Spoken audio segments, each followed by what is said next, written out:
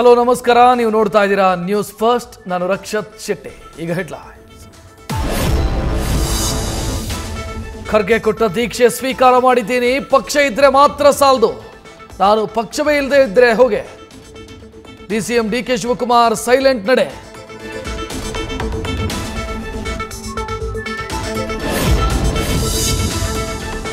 ಸಿದ್ದರಾಮಯ್ಯ ನಂತರ ಡಿಕೆಶಿಗೆ ಸಿಎಂ ಸ್ಥಾನ ಕೊಡಬೇಕು, ಇಲ್ಲಿ ಶಾಸಕರ ಸಂಖ್ಯೆಯ ಬಲಾಬಲದ ಪ್ರಶ್ನೆ ಬರಲ್ಲ, ಎಲ್ರಿಗೂ ಎಲ್ಲಾ ಬಲ ಇರಲ್ಲ ಅನ್ನುತ್ತಾ ಸಿಎಂಗೆ ಶಾಸಕ ಬಾಲಕೃಷ್ಣ ಪರೋಕ್ಷ ಟಾಂಗ್.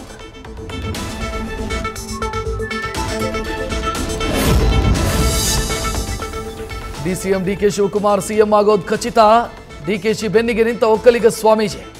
ಡಿಕೆ ಶಿವಕುಮಾರ್ ಶಿಸ್ತಿನ ಸಿಪಾಯಿ ಎಂದ ನಿಶ್ಚಲಾನಂದ ಸ್ವಾಮೀಜಿ.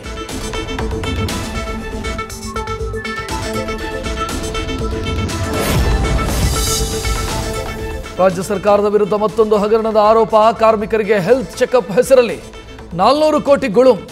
ಖಾಸಗಿ ಆಸ್ಪತ್ರೆಗಳಿಗೆ ಟೆಂಡರ್ ನೀಡಿ ಹಣ ದುರ್ಬಳಕೆಯ ಆರೋಪ.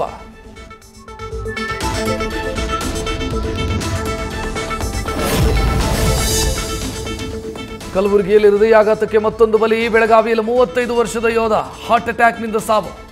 ಬೀದರ್ನಲ್ಲಿ ಹೃದಯಾಘಾತಕ್ಕೆ ಗೆಸ್ಟ್ ಲೆಕ್ಚರ್ ಡೆತ್.